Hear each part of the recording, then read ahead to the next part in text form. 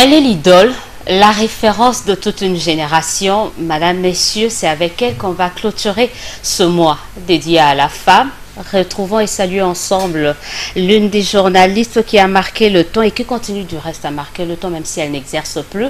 Saluons ensemble Chantal Kanimbo dans le cadre de cette émission Un homme, un concept homme avec grand H. Et comme nous le disions tout au long de ce mois, on a donné la parole à la femme, celle-là qui a une vision, celle-là qui a une idée, celle-là qui a une conviction et qui la défend. Et ce soir, je disais tout à l'heure, nous retrouvons Chantal Kanimbo. Je n'exagère pas quand je dis que vous êtes l'idole, la référence de toute une génération, parce que faites un tour à l'IFASIC, les filles ne jurent que sur Chantal Kanimbo. Qu'est-ce que ça vous fait quand vous entendez tout ça? Beaucoup de fierté, parce que je me dis que j'ai eu beaucoup de chance. J'ai rêvé d'exercer ce métier depuis que j'étais toute petite, et Dieu a fait grâce que je puisse concrétiser ce rêve. J'ai terminé mes études secondaires, j'ai pu m'inscrire au concours des recrutements des listilles à l'époque. J'ai été reçue, j'ai pu faire mes études, les terminer, et j'ai été recrutée à l'OZRT à l'époque sur base d'un concours. J'avais commencé d'abord comme téléspectrine. Je m'étais décidée à saisir cette opportunité. J'étais en deuxième année de graduat pour commencer déjà la télévision parce que j'aspirais à faire la télévision. Déjà mes études au graduat, je m'ai déterminée par rapport à l'audiovisuel parce que vous le savez, à l'ISTI il y a l'audiovisuel mais il y a également la presse écrite et moi j'avais opté pour l'audiovisuel et donc j'avais saisi cette opportunité qui s'était offerte à moi avec ce concours qui était organisé à l'OZRT à l'époque pour recruter les téléspectrines et donc je ressens beaucoup de fierté. J'ai pu me réaliser et je rends grâce à Dieu pour cela, de m'avoir permis de réaliser ce rêve parce que je sais que dans la vie parfois il y a des circonstances qui vous poussent sur une autre voie que vous n'avez pas choisie par la force des choses, mais moi j'ai eu la chance de pouvoir réaliser mon rêve, d'exercer ce métier et je suis fière de moi. Et de devenir une référence qui ne tarit pas au fil des ans, au fil de temps. La renommée de Chantal Kanimbo est restée intacte. On se dit, mais qu'est-ce qu'elle a fait pour que cette renommée ne puisse pas vaciller à un moment ou à un autre, pour que les jeunes qui ne vous ont pas vu exercer, mais vous présentent toujours comme leur idole. Qu'est-ce que c'est quoi l'astuce? Bon, il n'y a pas d'astuce. Je pense que j'ai exercé le métier de manière professionnelle. Il y avait une grande rigueur en moi. Et donc j'ai voulu exercer ce métier avec toutes ces exigences, en respectant les normes, en étant professionnel. Je pense que c'est peut-être cela qui inspire tout le monde, qui inspire les jeunes qui veulent embrasser ce métier. Je crois qu'il n'y a que ça comme astuce, il n'y a pas autre chose. Il faut dire... Mais il y a aussi quand même... ce besoin de formation permanente parce que ce métier, c'est un métier intellectuel, c'est un métier qui vous demande de vous former de manière permanente, c'est un métier qui vous pousse à cultiver votre curiosité parce qu'au départ, pour exercer le métier de journaliste, je crois qu'il faut être curieux et cette curiosité doit être cultivée par l'intérêt qu'on porte à diverses choses, à tout ce qui se passe autour de soi, à tout ce qui se passe en dehors de soi, loin de soi. Et cette curiosité permanente, c'est ça qui pousse à se former, c'est ça qui pousse à se cultiver de manière permanente. Parce que vous savez, quand je suis arrivée au concours d'entrée de l'ICI, je ne sais pas si ça s'organise de la même manière. Le concours s'est basé sur l'histoire, sur la géographie, mais également sur la culture. Parce que je me souviens avoir été interrogée par Karl Nawesh qui m'avait dit que c'était important d'avoir une vaste culture pour être journaliste. Et donc pour avoir une vaste culture, il faut être curieux, s'intéresser à tout, c'est ça qui permet de se cultiver. Alors, se permettre de se cultiver, on voit votre parcours. C'est vrai que vous pensez qu'à l'époque, aujourd'hui on parle de Chantal Kanimbo comme la vedette de tout le temps, mais pourtant vous n'étiez pas la seule. On se dit à l'époque à Télé Zaïre, qu'est-ce qui vous faisait démarquer des autres? Bon, je ne saurais pas le dire. Hein. Je pense peut-être que C'est peut-être par rapport aux différentes productions que j'ai eu à réaliser. Je me suis lancée d'abord, je me suis essayée au journalisme sportif. C'était pas très courant à l'époque. J'étais peut-être la première femme à s'essayer au journalisme avec Sportmania en prolongation, à s'essayer au journalisme sportif. Et puis finalement, le journalisme politique m'a tiré plus que tout.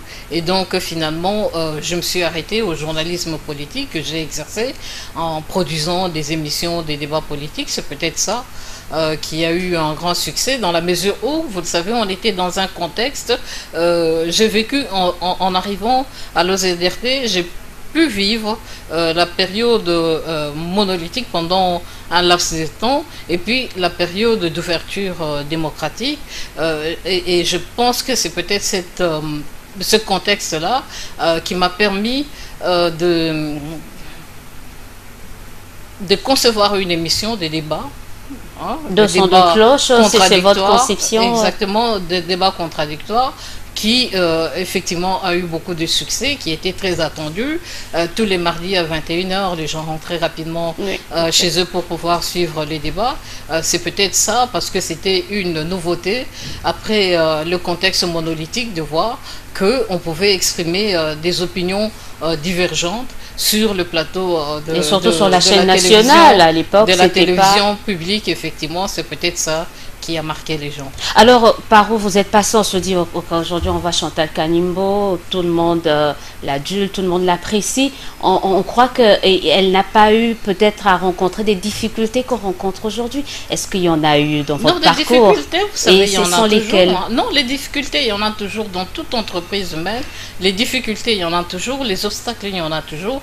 Mais je pense que ce qui compte, c'est sa capacité de surmonter ces obstacles. C'est sa capacité de surmonter les difficultés, c'est sa capacité de rebondir face à ces difficultés pour pouvoir poursuivre sa voie et ne pas s'arrêter. Je crois que c'est ça qui compte. C'est pas que j'avais plus de facilité qu'aujourd'hui il y a plus de difficultés. Non, je pense que dans toute entreprise, il y a toujours des difficultés, mais ce qui compte, je le répète, c'est sa capacité d'essayer de surmonter ces difficultés pour pouvoir continuer et atteindre les objectifs qu'on s'est fixés. Parce que si on a des objectifs, on peut rencontrer mille et une difficultés sur le terrain, mais si on est déterminé à réaliser cet objectif, je crois que toutes ces difficultés deviendront des défis à relever. Alors en ce moment-là, ça vous permet d'avancer. Mais dans c'était quoi l'exemple palpable, concret? C'était quoi la plus grosse difficulté que vous avez rencontrée quand vous avez commencé Oui, la difficulté, c'est surtout dans le journalisme politique, parce que c'était pas facile.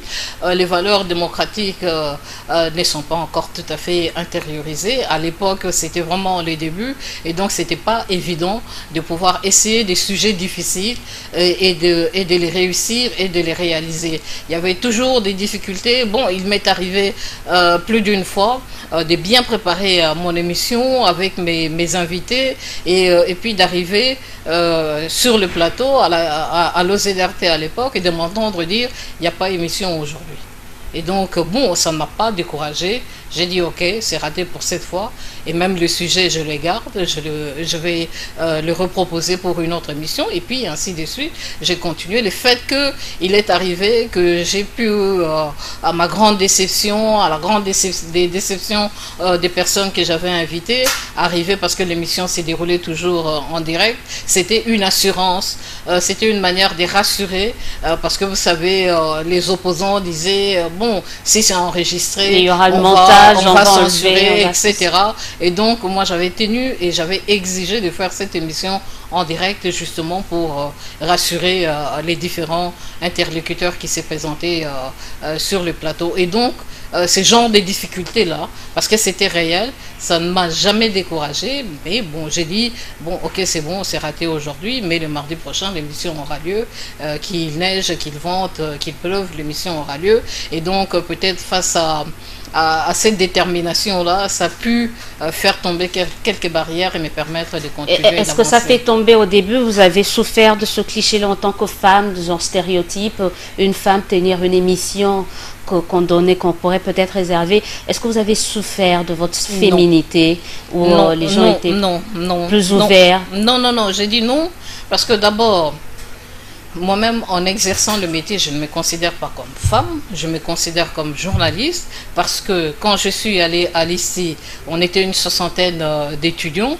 Bon, c'est vrai qu'il n'y avait pas beaucoup de filles, mais nous avons suivi le même cursus, nous avons suivi la même formation et donc il n'y avait aucune raison pour moi de me sentir complexée vis-à-vis de mon collègue mâle pour pouvoir exercer ce métier. Je me dis, nous avons tous suivi le même cursus, nous avons tous suivi les mêmes cours, la même formation, et donc j'ai les mêmes compétences, les mêmes capacités que mon collègue mâle pour exercer le métier, et donc je l'ai exercé sans complexe, pas en tant que femme, mais en tant que journaliste. Et par rapport à ce mois dédié à la femme, le thème retenu, c'est l'autonomisation et la participation, certes politique, de la femme congolaise, mais autonomisation, vous pensez qu'en journalisme, les femmes avaient déjà acquise cette autonomie, elles sont arrivées déjà à devenir indépendantes? Non, mais par leur formation. Ne serait-ce que par leur formation reçue, pas seulement à ISTI ou IFASIC, mais dans d'autres institutions universitaires qui forment les journalistes. Je pense qu'elles ont c'est déjà un acquis pour les femmes qui ont décidé de se lancer dans la carrière de journaliste, de pouvoir être autonomes pour exercer ce métier. On a déjà commencé, mais par rapport à la participation, le regard peut-être en parallèle, en parallélisme avec la participation de la femme politique, la femme journaliste, elle est déjà passée à autre chose, quoi. Elle est pleine dedans, elle exerce son métier. Non, je ne vois pas la relation que vous mettez entre la femme, bon, je n'aime pas beaucoup dire la femme journaliste. Bon, la journaliste, entre la journaliste et la femme qui veut s'élancer en politique, je ne vois pas très bien la relation. C'est vrai qu'en journalisme, on dit que le journalisme mène à tout. Je sais qu'il y a des journalistes et femmes qui se sont lancés dans la carrière politique, mais ça dépend des choix que chacune fait par rapport à ce qu'elle veut continuer à faire dans la vie, dans sa carrière professionnelle. Et donc, on peut rester journaliste toute sa vie, tout comme on peut décider de mener une autre carrière politique, mais tout dépend du choix et de l'engagement de chacune à exercer un quelconque métier, peu importe que ce soit journalisme ou un autre métier. Est-ce que ça vous tente la politique? Je disais en début de l'émission, mais tout le monde vous voyait à un certain moment ministre de l'Information, député, on voit certains, vous venez de le dire, se lancer dans la politique. Bon, tous attendent le jour où Chantal Kanimbo va se lancer en politique. Est-ce qu'on peut rêver de cela un jour? Bon, pour le moment, je n'y pense pas. C'est vrai, avec l'engouement des premières élections multipartistes dans notre pays, en 2005, j'ai pensé m'y lancer. Mais bon, je crois que le journalisme m'était né encore et donc je n'ai pas franchi le Rubicon. On revient dans le journalisme en parlant de la formation. Vous êtes revenu sur la formation. Chantal Kanimbo, un regard sur les jeunes sœurs qui exercent la profession aujourd'hui. Comment vous les trouvez? Non, mais il y en a qui ont beaucoup de talents et ça se voit par leur attitude professionnelle. Il y en a d'autres, bon, ce n'est pas pour critiquer, mais il y en a d'autres qui donnent l'impression de chercher davantage à être vus, le végétariat, plutôt que d'exercer la profession. Mais je reviens encore une fois de plus, moi je n'ai pas de préjugés sur les journalistes femmes, dans la mesure où je considère qu'elles ont suivi un cursus qui leur permet de pratiquer ce métier, de pratiquer le journalisme, et donc je n'ai aucun préjugé par rapport à cela. Maintenant, ça dépend des talents des uns et des autres qu'elles disposent pour pouvoir exercer ce métier. Comme je l'ai dit, il y en a d'autres qui n'ont pas les talents, qui forcent, et donc ça se voit. D'autres ont sincèrement les talents, et ça se voit par leur compétences, par leurs prestations. Je crois que vous avez eu à diriger la rédaction de la télévision nationale. Donc, comme dans toutes les rédactions, je crois que les femmes sont quand même majoritaires, mais il ne faut pas qu'on se leurre. Les femmes sont également critiquées. Elles ne travaillent pas. Vous venez de le dire. Elles sont plus versées elles veulent plus devenir star, vedette de la télé qu'à écrire le papier. Est-ce que vous avez eu à constater cela quand vous exerciez, quand vous avez eu à conduire la grande rédaction de la RTNC? Il y en a effectivement qui sont comme ça, mais je crois que la majorité aime le métier et cherche à l'exercer de manière professionnelle. Donc les conclusions hâtives, moi je ne suis pas pour ça. C'est vrai que comme même chez les hommes, hein, on rencontre, il y a des hommes qui sont paresseux. On ne formule pas des critiques acerbes contre ces journalistes hommes qui sont paresseux, mais quand il s'agit d'une femme, parce qu'il y a toujours des préjugés qui entourent la femme, on a tendance à amplifier cet aspect des choses, alors que ça ne concerne que quelques personnes, femmes, tout comme ça peut concerner également des journalistes hommes à la rédaction, parce qu'il y en a. Alors, on parlait de Chantal Kanimbo qui a eu à occuper le poste de directrice des informations à la radio-télévision nationale congolaise. Est-ce que vous avez quand même eu à constater cette paresse quand même dans le chef des femmes journalistes? Et qu'est-ce que vous avez fait dans ce cas-là? Non, mais c'est ça que j'ai dit. Il y a des femmes qui sont paresseuses, il y a des hommes aussi qui sont paresseux. Et donc, c'est vrai qu'on a tendance à amplifier la paresse des femmes plutôt que la paresse des hommes. Et donc, moi, je les traite de la même manière. Les journalistes hommes qui sont paresseux, tout comme les journalistes femmes qui sont paresseux, je les traite de la même manière. Je n'ai pas d'a priori, je n'ai pas de préjugés. Je constate seulement au sein de la rédaction que si je demande à tel journaliste qui est mal de faire un travail, il me le fait, et quand je demande à un autre qui est mal aussi, il ne me le fait pas, tout comme quand je demande à une journaliste qui est femme de me faire un travail qu'il le fait, et à une autre qui ne le fait pas. Et donc moi je ne suis pas pour les généralisations hâtives dans la critique qu'on formule vis-à-vis des femmes, parce que je sais qu'on demande toujours 10 fois plus à une femme qu'à un homme. Donc vous êtes l'une de rares femmes quand même. C'est certes, il y en a eu d'autres dans différentes rédactions à avoir occupé ce poste, mais c'est vrai qu'on venait de le dire, il y a tellement de femmes dans nos rédactions, mais il y en a peu qui arrivent à accéder à des postes de décision. À votre avis, c'est pourquoi dans différentes rédactions, on peut trouver deux hommes, 7 femmes, mais ce sont les deux qui peut-être occupent, c'est un problème. Moi, je crois qu'il faut justement travailler sur cet aspect des choses, la question d'égalité des chances entre hommes et femmes, parce que la journée internationale de la femme, le 8 mars, c'est pour cela qu'on l'a instituée, pour établir les équilibres entre les hommes et les femmes dans leurs activités respectives. Parce que c'est vrai qu'il peut arriver au sein d'une entreprise qu'une femme ait plus de compétences qu'un homme, mais on préfère assurer la promotion de l'homme qui est moins compétent que la femme, parce que tout simplement femme.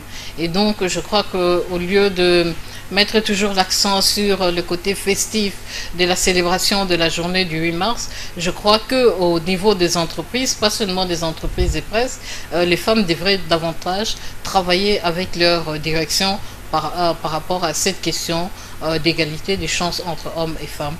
On trouve de plus en plus de femmes compétentes, mais où est-ce que ça bloque? Pourquoi est-ce qu'on est toujours, c'est la tradition, c'est la culture africaine, ou partout ailleurs on trouve que la femme a le même problème d'accéder à des postes de décision, parce qu'on trouve, il y a une autorité qui disait les conditions ici sont rigoureuses, je vois trop mal la femme arriver à respecter cela. Vous pensez qu'on sous-estime toujours cette femme-là? Non, c'est vrai qu'il y a les pesanteurs culturelles, hein, qui pèsent encore dans nos sociétés, qui font que justement on ait ces genres de préjugés vis-à-vis de la femme. Et comme je le disais il y a un instant, il faut que nous travaillions tous, hommes et femmes, pour faire tomber ces préjugés, pour faire tomber ces pesanteurs, mais je crois que ça dépend aussi davantage de la femme, de faire en sorte de faire 10 fois plus, parce que la société demande toujours 10 fois plus à la femme qu'à l'homme, et de faire en sorte, quand on vous donne une tâche, de l'exécuter, de la terminer convenablement, parce que effectivement, ce qui arrive quand on donne une tâche à une femme, c'est que elle exécute à moitié et l'autre moitié elle oublie, et donc ça aussi ça compte. Je pense peut-être qu'on peut avoir le profil, on peut avoir les compétences, mais il faut arriver à terminer ou à exécuter convenablement les responsabilités qu'on vous donne sur le moment, parce que c'est peut-être cela qui pourra déterminer le fait qu'on vous confie encore d'autres responsabilités. Ne pas se contenter des parapluies, peut-être c'est oui, il y a ce phénomène, madame, souvent. Non, effectivement, parce que c'est ça aussi le côté faible de la femme, c'est ça qui fait qu'on peut constater que dans les entreprises de presse, il y a beaucoup de femmes, mais il n'y a pas beaucoup de femmes qui occupent des postes de décision, peut-être parce que il n'y a pas de soutien. On veut peut-être davantage utiliser son côté femme pour obtenir des faveurs plutôt que de s'imposer par ses compétences et par ses capacités. Mais quand on arrive à s'imposer, on nous dit, mais voilà pourquoi vous ne vous mariez pas. C'est aussi ça le problème, madame, on en souffre deux fois. Quand cette femme s'impose, on dit, mais tu as un caractère d'homme, voilà pourquoi tu ne vas pas te marier. On peut avoir une forte personnalité, mais se marier. On peut avoir une forte personnalité, mais c'est pas pour cette raison que vous décidez de ne pas vous marier. Ne pas se marier, ça peut aussi être un choix personnel. Et donc, on peut pas, parce qu'il arrive aussi, il y a des hommes aussi qui font ce choix-là, de rester célibataires à vie. Pourquoi on ne critique pas les hommes, seulement les femmes? Et donc, c'est une question des choix personnels à faire. Pour les hommes, j'ai rigolé, j'ai discuté avec un journaliste il n'y a pas longtemps par rapport à la question qu'on pose toujours à la femme: vous travaillez, vos responsabilités familiales, etc. Moi je dis oui, voilà. Mais on n'a jamais posé cette question à un homme. Pourtant, dans un couple, les responsabilités sont partagées au niveau du couple, au niveau de la famille. À un homme, on ne demandera jamais: est-ce que le fait que vous travaillez, est-ce que ça ne gêne pas vos responsabilités familiales? Mais c'est facile, et c'est d'ailleurs la première question qu'on pose à une femme: est-ce que ça ne gêne pas vos responsabilités familiales? Comme si ces responsabilités ne reposaient que sur la femme, alors que ça devrait reposer sur le couple, aussi bien sur l'homme que sur la femme, parce qu'ils sont les deux à gérer leur entreprise familiale. Alors il faudra redevenir carrément ce concept-là d'égalité, que ça doit être à tous les niveaux. Non, mais c'est pour cela qu'on a institué le 8 mars. C'est pour justement faire avancer la question d'égalité des chances entre hommes et femmes. Vous parliez de l'égalité, vous êtes au Conseil supérieur de l'audiovisuel de la communication, on retrouve que 2 femmes. 3 sur 15 membres, je pense. On est loin de la parité, très loin. Qu'est-ce qui s'est passé? Écoutez, non, mais la parité, c'est un idéal. Hein. Vous savez, même dans des sociétés avancées démocratiquement, on n'est même pas encore arrivé à atteindre les 30%. Et donc, la parité, c'est un idéal, c'est justement faire en sorte de mettre les mécanismes, mettre le cadre juridique qui permettent justement de favoriser cette égalité des chances entre hommes et femmes. Bon, le mode de désignation des membres du Conseil supérieur de l'audiovisuel et de la communication sont déterminés par la loi. Les différentes composantes, de manière tout à fait autonome, ont désigné les personnes qui devraient les représenter au sein du Conseil supérieur de l'audiovisuel et de la communication. Bon, même dans la loi, il est dit d'ailleurs qu'il faut favoriser aussi le profil. Mais moi, je sais qu'il y a très peu de femmes qui se sont intéressées à cela. La femme a du mal à faire confiance en une autre femme, surtout dans la presse. Non, mais c'est pas la femme qui devrait désigner. On pensait qu'il concerne le Conseil supérieur de l'audiovisuel. Si on parle du fait que dans la plupart des composantes, c'est des organisations qui on trouve d'ailleurs pas de femmes, c'est déjà un problème non, parce que ça aussi, c'est un problème d'engagement. Il faut que les femmes s'engagent. Si elles ne s'engagent pas, on n'ira pas les chercher là où elles sont pour leur dire: venez prendre ça. Il faut qu'elles s'engagent dans toutes les organisations, dans toutes les entreprises, même au niveau des partis politiques. Ouais. Si les femmes ne sont pas engagées au niveau des partis politiques, ça c'est sûr qu'il y aura très peu de femmes On aura beau inscrire la parité dans la Constitution, Voilà. elle ne sera jamais Elle ne effectuée. sera jamais réalisée parce qu'il y a très peu de femmes qui s'engagent en politique. Alors vous êtes rapporteur au niveau du Conseil supérieur de l'audiovisuel et de la communication. Certainement que vous recevez des plaintes, des critiques. Il vous arrive de fois que les femmes au niveau des médias puissent être indexées pour avoir écrit ou pour avoir dit quelque chose qui portait atteinte ou qui n'avait rien à voir avec l'éthique ou la déontologie. Bon, ça me fait sourire parce qu'en réalité, on ne pense même pas au sexe quand on examine les articles ou les productions qui contiennent des dérapages. On ne regarde que cet aspect-là. On ne s'est jamais posé la question de savoir si c'est un homme ou une femme. Mais enfin, bon, ça fait tilt dans ma tête. On regarde, on analyse les articles, on analyse les productions audiovisuelles et on constate les dérapages par rapport aux normes, par rapport aux dispositions réglementaires. On n'a jamais cherché le genre de dire à faire que le des CESAC statistiques. va au-delà même. Non, on n'a jamais cherché à faire des statistiques en termes de sexe, quoi, en termes de genre, pour dire est-ce que c'est pour voir s'il y a combien des journalistes et hommes qui commettent des dérapages ou combien de Peut-être ça journalistes reflèterait l'engagement de la femme, parce qui qu'on commettent- sait que souvent les articles à problème sont des articles engagés où certaines personnalités sont indexées. Peut-être ça reflèterait le niveau de l'engagement, les degrés de l'engagement de la femme dans l'exercice de Oui, sa bon, peut-être ou le pas- degré de son professionnalisme. Oui, mais peut-être il y a beaucoup des femmes dans le journalisme. Bon, peut-être il y en a qui ont décidé d'embrasser, de se spécialiser dans d'autres secteurs plutôt que dans les secteurs politiques. C'est peut-être ça. Encore une fois, comme je le disais, c'est une question d'engagement. Alors on repart quelques minutes, on parle un peu du Conseil supérieur là de CESAC, une structure quand même assez controversée avec des décisions ou des mesures qui n'arrivent pas qu'on n'arrive pas à appliquer, que les gens n'arrivent pas à expliquer. Comment ça se passe au CESAC? À expliquer, À à appliquer. à Bon, appliquer. peut-être vous allez vous attarder sur un ou deux exemples, mais je ne pense pas que assez il faut ça. flagrant et frappant Oui, quand il même. faut s'attarder sur. Bon, c'est dommage qu'il arrive qu'il y ait des organismes étatiques qui ne respectent pas les décisions qui sont prises par une institution de la République, par un service public, parce que nous sommes un service public. Il y a effectivement des services publics. On a pris des décisions qui n'ont pas appliqué, mais nous sommes en discussion avec les responsables de ces organisations pour leur montrer que ils ont intérêt à appliquer Est-ce que ça ne vous les fragilise décisions. pas? Les décisions, non, nous n'allons pas dire. Tout le monde a constaté que l'institution a pris une décision et que c'est un individu qui ne veut pas appliquer parce que cet individu prétend avoir Des des soutiens. soutiens politiques. Et moi, je pense que c'est dommage même de pouvoir exposer ces personnes ainsi, alors que ces personnes, je suis sûr, ne peuvent pas cautionner des choses qui ne sont pas respectables. Et que pensez-vous de ceux-là qui pensent que le CESAC est souvent à la solde du pouvoir aussi, parce que vous parlez d'un individu qui aurait également de soutien. On dit pareil du CESAC quand il s'agit des questions ou des questions provenant, mettant en cause certaines personnalités du pouvoir. On voit Vous le venez CESAC. d'évoquer un exemple qui vient d'un organisme public de l'État, non?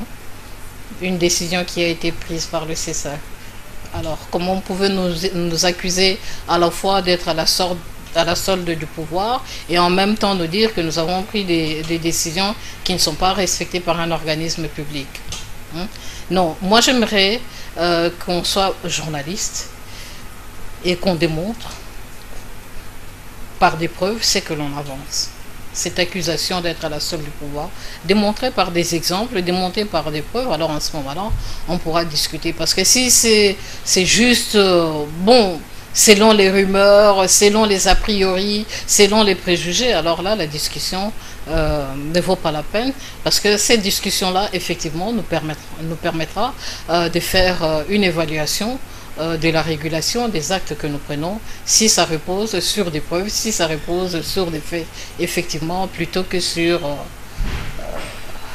des rumeurs. Le terme revient souvent dans notre jargon, mouton noir. Mouton noir, il faut dire que le CESAC a fort à faire. Bon, en ce qui type? concerne les moutons noirs, ça ne relève pas du CESAC, ça relève de la profession. C'est la profession qui doit assainir la profession et évacuer des personnes qui n'ont pas Mais quand on voit par exemple le président de l'Assemblée nationale recevoir le président du CESAC pour lui dire que ben non, écoutez, je suis victime d'un acharnement, on s'adresse à la mauvaise personne. Non, non, non, non, là il s'agit des articles. Parce que le Conseil supérieur de l'audiovisuel et de la communication s'occupe de contenu des productions médiatiques. En ce qui concerne le mouton noir, parce que votre question c'était sur le mouton noir, la question des moutons noirs, c'est la profession qui doit s'en occuper, c'est la profession qui délivre la carte des presses qui doit arriver à évacuer les moutons noirs. Maintenant, en ce qui concerne les contenus, ça, effectivement. Et donc, nous nous saisissons des contenus, nous analysons les contenus, nous constatons les dérapages et nous sanctionnons ces dérapages. Et dans ce cas, que fait le MEC, alors on a l'Observatoire de médias, l'Observatoire de médias et de l'éthique ici au Congo, on a tas de structures, on se dit, mais il y a ces différentes structures qui se marchent dessus quand même. Non, ne se marche pas dessus. Le MEC, l'Union nationale de la presse, c'est l'autorégulation qui s'occupe uniquement des journalistes, comme je vous le disais, tandis que le CESAC, c'est la régulation qui s'occupe principalement des contenus des médias. Et donc, on ne se marche pas dessus, on se complète, on crée des passerelles en ce qui concerne, par exemple, les journalistes. Quand nous constatons qu'il y a eu faute professionnelle dans les chefs des journalistes, nous saisissons l'Union nationale de la presse du Congo et le MEC pour que la profession puisse sanctionner conformément au code de déontologie et d'éthique professionnelle les fautes professionnelles commises. Alors à ce moment-là, il faut aller poser la question au niveau de l'autorégulation, ce qu'ils ont fait. Le CESAC est là que pour sanctionner les journalistes? Non, pour sanctionner les médias. Les médias en général, il y a d'autres approches pour essayer de sensibiliser quand même. Peut-être l'intervention du CESAC, c'est vrai que par rapport à non, sensibiliser, on sanctionne vraiment, vraiment quand il y a exagération et quand les conseils pédagogiques, les séances pédagogiques que nous organisons avec les directeurs des programmes qui sont nos interlocuteurs ou les directeurs des publications ne donnent pas des effets, alors en ce moment-là, nous sanctionnons, mais nous commençons toujours par des séances pédagogiques. Alors vous travaillez de commun accord avec les différentes structures, on reparle de cette problématique des moutons noirs, on a l'impression qu'on veut résoudre ce problème en amont, en aval plutôt, alors qu'en amont, il y a ce problème qui risque de persister, notamment avec la formation. Vous avez cité l'IFASIC. Vous pensez que la qualité de la formation déjà en amont pose problème et au finish, on a le résultat qu'on a aujourd'hui? Non, moi je ne pense pas que c'est seulement un problème de formation. Il y a d'autres paramètres qui entrent en ligne de compte.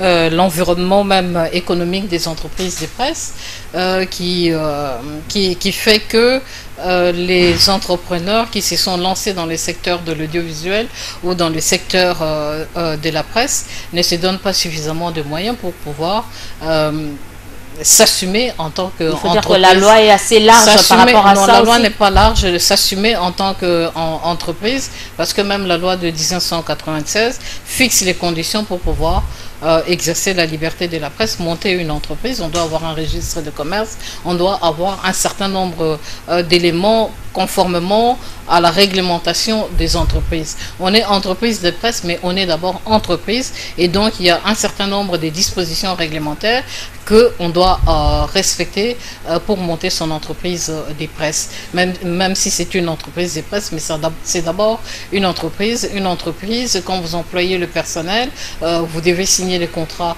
avec ces personnels. C'est toujours pas le cas. Vous devez rémunérer. Oui, en ce moment-là, les journalistes devraient s'organiser en syndicat. Mais ils risquent de perdre leur emploi. Non, mais alors rien ne changera. C'est aussi ça le problème. Non, mais alors rien ne changera pour les journalistes. S'il y avait une loi beaucoup plus contraignante. Et là, c'est le code du travail. C'est le code du travail, la loi dans notre pays. en ce qui concerne le travail. C'est le Code du travail, et le Code du travail permet aux employés de s'organiser en syndicats pour pouvoir défendre leurs intérêts. Si vous dites, bon, nous n'allons pas le faire, nous allons perdre notre travail, alors rien ne changera, et arrêtez de vous plaindre. Contentons-nous de notre situation. Ben oui, parce que c'est ce que vous voulez, parce que vous ne voulez pas prendre le courage de vous organiser en syndicat. Alors, l'autonomisation et participation de la femme en politique, on aimerait savoir comment cette femme journaliste peut aider la femme à s'impliquer dans la politique de son pays. À organiser des émissions qui assurent la promotion de la femme. Vous savez, le cahier des charges édicté par le gouvernement en ce qui concerne les secteurs de l'audiovisuel dans notre pays recommande une répartition de temps d'antenne. Il y a 35% pour l'actualité, les magazines d'actualité, 25% pour des productions qui s'intéressent à la santé, qui s'intéressent à l'environnement, qui s'intéressent à la jeunesse, qui s'intéressent à la femme. Bon, combien des médias respectent cela? Mais surtout qu'au finish, ils ne sont pas inquiétés. Bon, on se dit, bon, peut-être ça n'intéresse pas non plus. Non, c'est pas qu'ils ne sont pas inquiétés. La loi organique du CESAC vous oblige à déposer 2 fois par an vos grilles de programme pour que nous puissions examiner si vous respectez effectivement ce cahier des charges, parce que nous sommes là pour faire appliquer la loi. Ce cahier des charges édicté par le gouvernement, au début de cette année, nous avons écrit à tous les médias pour nous transmettre les grilles des programmes sur la cinquantaine des chaînes de télévision qui existent ici et des radios. Nous avons reçu pour le moment une dizaine. Et donc, on va encore réécrire. L'année passée, c'était la même chose. On va encore réécrire. Et quand nous recevons ces grilles des programmes, nous les examinons, nous constatons que cette répartition des temps d'antenne, en ce qui concerne l'audiovisuel, n'est pas du tout respectée. Et donc, il y a une faiblesse fondamentale qui caractérise les médias congolais, c'est qu'on ne respecte pas les dispositions de la loi du 22 juin 1996 qui dispose que le directeur des programmes doit être un professionnel de la communication avec une expérience avérée. Le constat est fait. Quand on cherche à pousser les investigations dans la majorité des médias ici, on confie la direction des programmes à un amateur, et donc c'est là la conséquence. Un amateur, il n'est pas capable, il n'a pas les compétences, il n'a pas les capacités pour pouvoir élaborer une grille des programmes. C'est pourquoi on a cette difficulté que nous rencontrons de manière permanente chaque fois qu'on demande les grilles des programmes aux médias. Et donc, bon, les entrepreneurs, s'ils veulent rehausser la qualité de leurs médias, doivent respecter la loi et confier ses responsabilités à un professionnel qui a de l'expérience et donc qui peut faire de la qualité dans les contenus des médias. Sinon, vous savez, nous sommes en train de basculer vers la TNT. La TNT va ouvrir beaucoup de possibilités, et peut-être la possibilité de permettre aux Congolais de capter gratuitement d'autres chaînes venant ailleurs avec des programmes de qualité. Moi, j'ai peur pour les médias congolais. Parce que si les Congolais ne regardent plus les médias congolais parce qu'ils ne trouvent pas leur compte, il n'y a pas de qualité, les médias congolais vont disparaître. Ils ne pourront même plus avoir accès au petit marché de la publicité qui existe dans notre pays et qui permet d'avoir un peu d'argent. Parce que les annonceurs préféreront aller vers ces chaînes qui ont plus d'audience que les médias congolais. Peut-être que le CESAC devrait aider les médias dans ce sens. Non, les directeurs des programmes et les chefs d'entreprise des médias devraient être conscients de cette situation et prendre déjà des décisions qui s'imposent pour faire face à la concurrence. Donc, hormis les émissions... Le CESAC accompagne les médias, mais ce n'est pas au CESAC de travailler à la place donc, des médias. Hormis les émissions, le temps d'antenne qu'on doit réserver également, qu'on doit réserver à la femme, qu'est-ce qu'on peut faire d'autre? On nous reproche peut-être, nous les femmes, de ne pas souvent donner la parole à la femme. Peut-être que celles-là, elles sont aussi un peu réticentes. est-ce qu'on doit se limiter à l'émission, juste aux émissions, mais quelle autre chose pourrons-nous faire pour aider cette femme à s'impliquer à la politique oui, mais de alors son là, il ne pays? faut pas poser la question à la femme journaliste, il faut poser la question à toutes les femmes. Parce que si vous posez la question aux journalistes femmes, ça ne peut être que dans le cadre de leur travail, dans le cadre de leur pratique professionnelle, qu'elles peuvent contribuer à assurer la promotion des droits de la femme.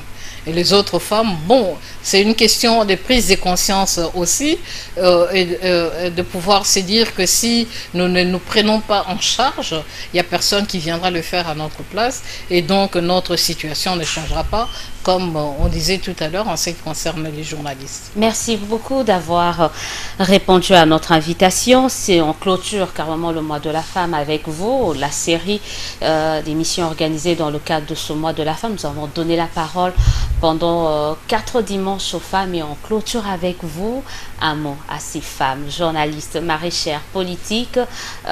Qu'est-ce que vous leur dites pour clôturer ce mois? Je leur dis le changement que la femme attend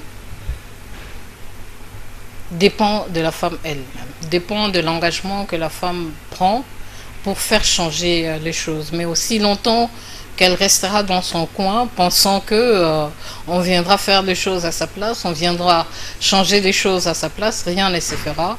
Et donc si les femmes veulent que ça change, il faut que les femmes s'engagent. Si elles ne s'engagent pas, rien ne pourra changer, rien ne pourra évoluer dans le sens de l'égalité des droits entre l'homme et la femme. C'est vrai qu'il y a l'environnement culturel qui pèse souvent sur les femmes dans nos sociétés, mais il faut savoir casser les barrières pour pouvoir avancer. Voilà. C'est par ce mot qu'on va clôturer cette émission, mais clôturer également ce mois spécial dédié à la femme. Nous vous avons donné la parole, mais on ne s'arrête pas là. On continuera à le faire pour tous les autres mois qui restent. Surtout, n'hésitez pas de nous contacter. Appelez-nous pour vos suggestions, vos avis, vos remarques. On sera toujours là pour vous. En attendant, nous vous souhaitons de passer une excellente suite de programmes en compagnie de Congo Web Télévision. On se dit au revoir et à dimanche prochain.